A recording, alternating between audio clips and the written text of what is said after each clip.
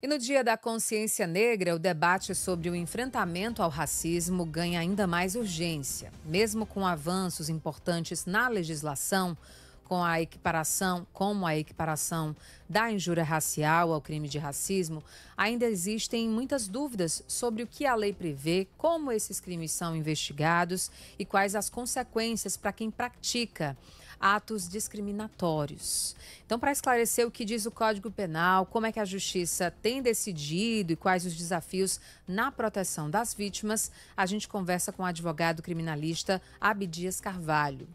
Abdias, muito bom dia, seja bem-vindo à nossa programação. Bom dia, Elisiane Correia. Obrigado pelo convite. É uma honra participar do seu programa e deste debate tão essencial.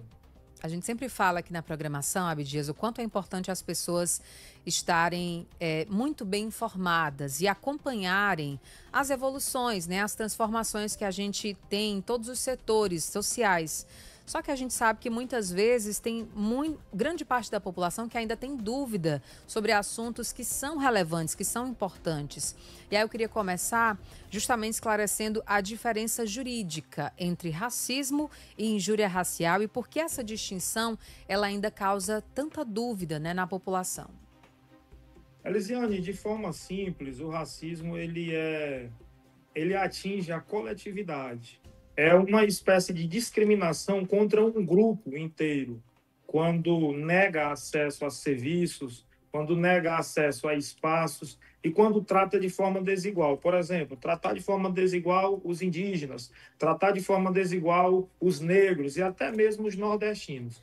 Então, nós temos aí a configuração do racismo. Com relação à injúria racial, o ataque se dá à honra subjetiva de um indivíduo específico, usando-se de elementos discriminatórios, preconceituosos relativos à cor, à origem, à etnia e até mesmo à religião. Então, só para deixar claro, o racismo atinge a coletividade, enquanto que a injúria racial atinge um indivíduo em específico.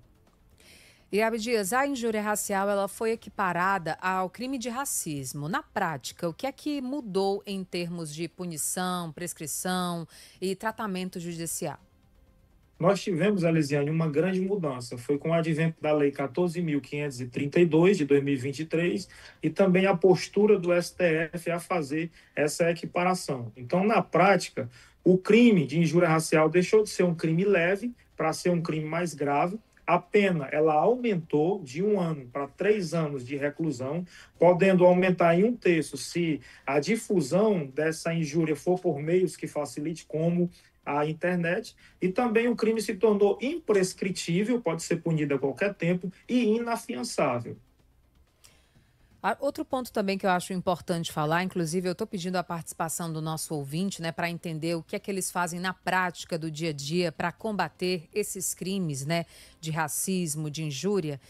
Só que muitas pessoas ainda têm comportamentos que são culturais, que as pessoas muitas vezes ali normalizam. E aí é por isso que eu queria que você explicasse que comportamentos são mais comuns, geralmente, e podem caracterizar racismo ou injúria racial, especialmente ali em ambientes de trabalho, escolas, espaços públicos.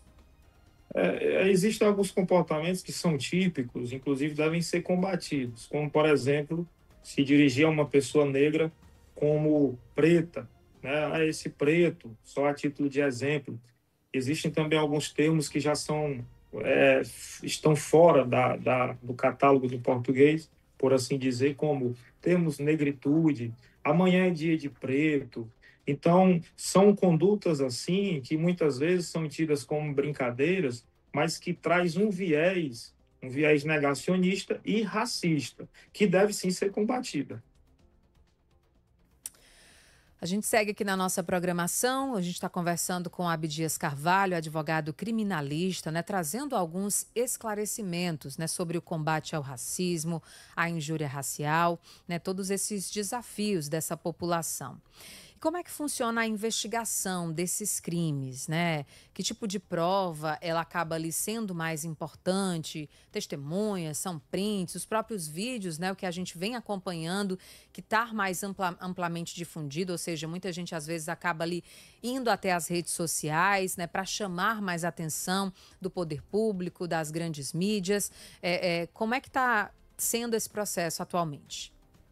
Elisiane, o que é que a gente sempre orienta as vítimas desse tipo de crime? Que a primeira medida seja o registro do boletim de ocorrência. Boletim de ocorrência nada mais é do que a vítima levar ao conhecimento da autoridade policial a existência daquele fato. Em seguida, a vítima ela deve juntar todo tipo de prova, prints de conversa, áudios, vídeos, imagens de câmeras de segurança e, normalmente, é possível arrolar testemunhas, pessoas que presenciaram a prática da conduta criminosa ou se depois ficaram sabendo que aquela conduta ocorreu. Então, uma vez que esses elementos são conduzidos à delegacia, a autoridade policial repassa ao Ministério Público, que oferece a devida denúncia e aí segue para a fase judicial para ser apurado se houve o dolo ou não da conduta.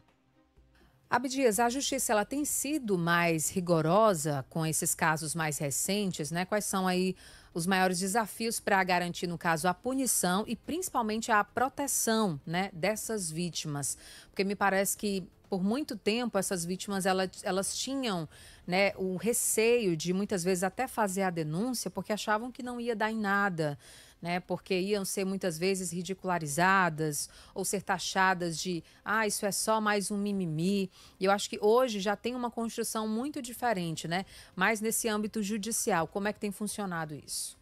Elisiane, a justiça, o judiciário tem tratado de forma muito firme e séria esse tipo de denúncia. A partir do momento em que surgiu essa lei, em 2023, da injúria racial, e o STF se posicionou aumentando a pena, tornando assim o crime mais grave, a justiça tem dado um olhar mais atencioso a esse tipo de denúncia. Então, sempre que ocorrer esse crime, sempre que aparecer alguém declarando ter sido vítima de fatos dessa natureza, nós sempre orientamos que não deixe passar. O silêncio, ele só beneficia o agressor, que com certeza se verá livre e irá perpetuar esse tipo de conduta, fazendo assim mais vítimas na sociedade. Agora, Abdias, eu acho que vale também um recado para a sociedade como um todo, né? Para as pessoas negras e para a população em geral também, porque eu acho que são partes também responsáveis.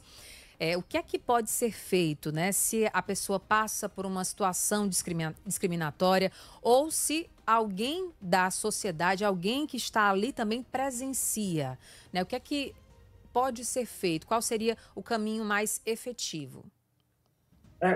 Como eu disse na fala anterior, a nossa orientação jurídica é que resiste o boletim de ocorrência urgente. O boletim de ocorrência nada mais é do que formalizar perante a autoridade competente a existência do fato criminoso. Juntar todo tipo de prova, até porque hoje em dia tem sido mais comum a existência desses crimes no ambiente digital. E por ser no ambiente digital, há inclusive um aumento de pena, a pena aumenta em um terço. Então, o que acontece? É juntar todo tipo de prova, prints de conversa, áudios, vídeos, imagens de câmera de segurança, rolar testemunhas, porque às vezes a pessoa não presenciou a ofensa, a injúria, mas a vítima de imediato abalada, ela compartilha com alguém, com um amigo, com uma amiga, com um parente, e essa pessoa que ouviu, ela já é apta a testemunhar a existência do fato.